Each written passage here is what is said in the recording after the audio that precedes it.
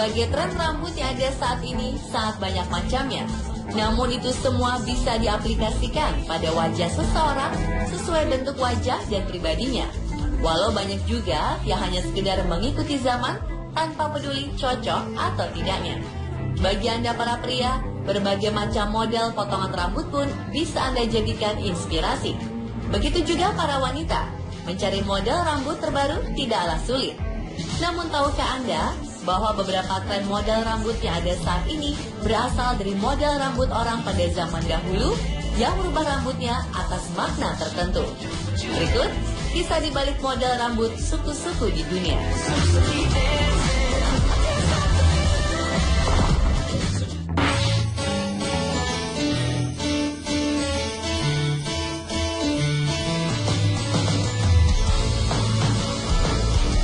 Chonmage adalah tatanan rambut samurai kuno di Jepang, dan kita masih bisa melihat mereka dalam program olahraga sumo dan sandiwara sejarah di televisi Jepang saat ini. Mungkin gambar tatanan rambut tersebut adalah suatu gambar yang biasa, namun tatanan rambut tersebut merupakan suatu gaya yang sangat keren dan unik pada zamannya. Menurut ahli sejarah, akar dari Chonmage adalah simbol atas Honda Mage, yang aslinya dikenakan oleh samurai dari keluarga Honda di Provinsi Ise selama zaman Edo dan secara bertahap menyebar ke seluruh negeri. Tatanan rambut tersebut benar-benar terkenal pada era Ane, di mana terdapat banyak sekali jenis tatanan rambut Chonmage yang tersedia tergantung status sosial dan tren pada saat itu.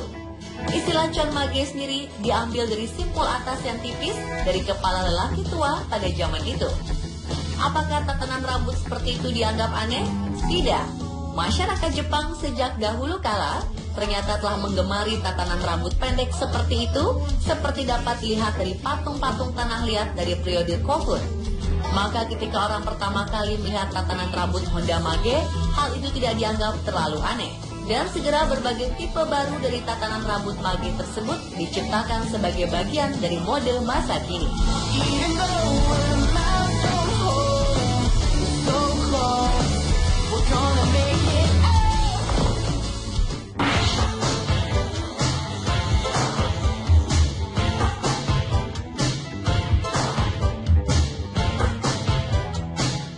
Isu yang paling banyak dipercaya adalah bahwa gaya rambut botak kiri dan kanan tersisa di tengah awalnya diperkenalkan oleh suku Mohican dan Mohawk di dataran Amerika Utara. Saat hendak bertempur ke medan perang, para lelaki suku tersebut beramai-ramai mencukur habis bagian kiri dan kanan rambut mereka, lalu menyisakan rambut di bagian tengahnya saja. Di zaman modern, tepatnya masa Perang Dunia Kedua, anggota 101st Airborne Division atau Screaming Eagles mengikuti paham itu. Seluruh anggota pasukan membotaki bagian rambut kiri dan kanan dan membiarkan bagian tengahnya. Berikutnya, pada 1976, salah satu karakter di film Taxi, Travis Bickle, diperankan oleh Robert De Niro, tampak bergaya model rambut mohawk.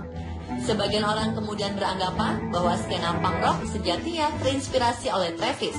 Dan belakangan mengimprovisasinya sampai-sampai mohawk akhirnya malah jadi identik dengan musik punk.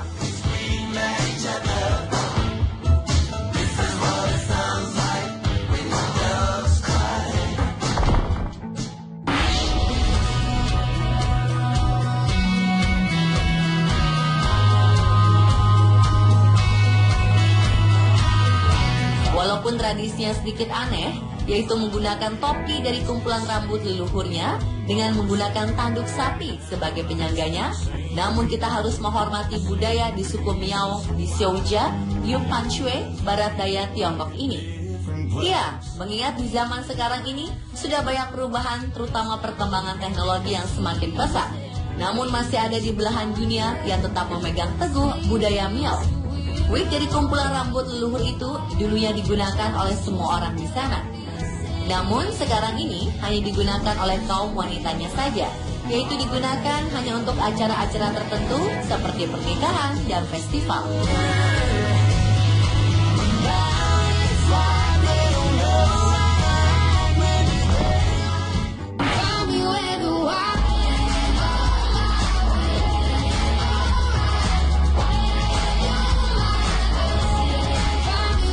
Suku Himba di barat laut Namibia, Afrika Selatan memiliki tradisi menata rambut yang unik. Pria, wanita, dan anak-anak membuat rambut mereka menjadi gimbal dengan kepangan yang rumit, dibentuk dari campuran bulu kambing, jerami, mentega, dan lumpur. Setiap hari, mereka biasa menghabiskan waktu beberapa jam untuk mengepang dan berhias. Rambut gimbal ini bukan hanya untuk gaya, namun menjadi bagian dari adat. Suku Himba mempunyai aturan adat yang sangat ketat, terutama untuk wanita. Seorang wanita dengan gimbal yang menggantung di wajahnya menandakan bahwa ia sudah puber, sehingga harus menyembunyikan wajahnya dari para pria. Wanita Himba yang sudah menikah atau yang memiliki anak wajib mengenakan hiasan kepala yang terbuat dari kulit binatang, kalung, dan manik-manik. Wanita Himba biasa tidur di bantal kayu agar rambut mereka tidak rusak. Sementara kaum pria mengepang rambut menyerupai tanduk, menyembul dari bagian depan hingga belakang kepala. Anak dicukur gundul dengan tetap menyisakan kepangan gimbal di kepala.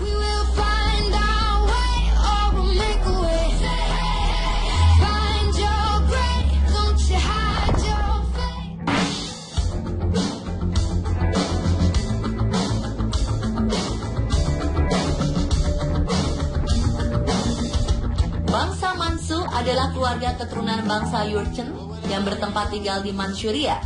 Pada awal abad 17, mereka berhasil membentuk pemerintahan di bawah pimpinan Nuraci. Sedangkan yang dianggap sebagai kaisar pertama dari dinasti Manchu ialah cucu Nuraci, yakni Sun Ci, 1644 hingga 1662 Masehi. Tugas utama Sun Ci ialah memperkuat kerajaan karena masih terdapat sisa-sisa keluarga dinasti Ming, serta munculnya pemberontakan di bawah pimpinan Wu Sanhui dan Li Sucheng. Namun kemudian pemberontakan tersebut akhirnya terpecah. Li Sucheng menggabungkan diri dengan bangsa Manchu, sedangkan Wu Sanhui bergabung dengan sisa-sisa keluarga Ming yang bertahan di Hanzhou, Canton, dan Fuzhou, walau akhirnya berhasil dihancurkan. Salah satu usaha yang dilakukan adalah Sun Ci dalam upaya memperkuat kekuasaan adalah tiap-tiap orang Tionghoa harus berkucir sebagai tanda takluk dan untuk membedakan dengan bangsa Manchu. Penampilan pria di masa itu adalah dengan kucir panjang dan bagian depan kepala dicukur klimis. Ini dimaksudkan untuk menghormati kuda yang merupakan teman sejati suku Manchu.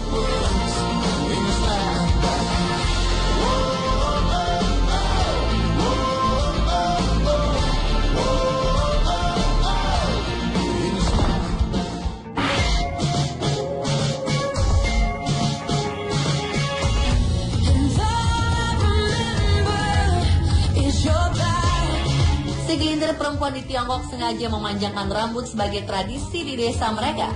Sebuah kelompok etnis Yao yang berada di provinsi Guangxi, Tiongkok, dihuni oleh banyak perempuan yang memiliki rambut yang sangat panjang.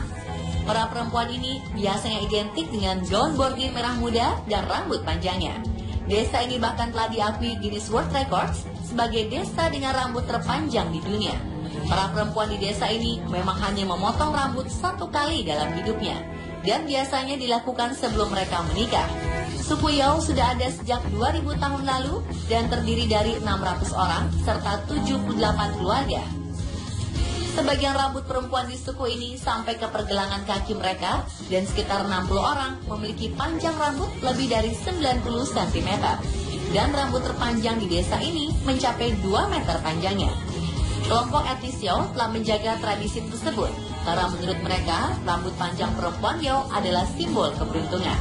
Mereka juga menjaga rambut panjangnya dari uban dan tetap mengkilap.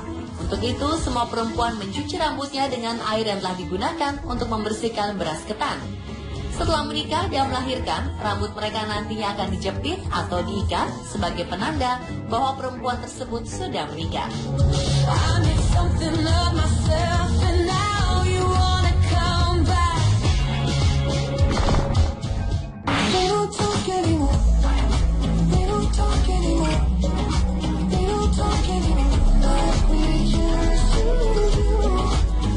Sanggul tradisional Jawa yang merupakan ukel konde ini sudah umum dipakai oleh para gadis dan orang dewasa di Indonesia, khususnya di Jawa Tengah.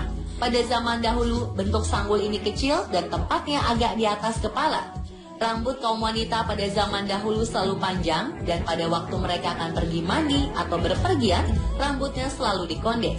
Letaknya di sebelah atas atau bagian puncak kepala dan bentuknya kecil bulat menonjol.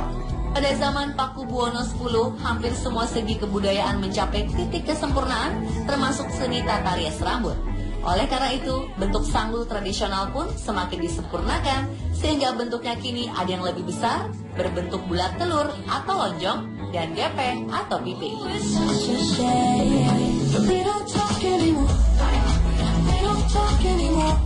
Dan pemirsa, itulah 7 kisah di balik model rambut suku di dunia versi On The Spot.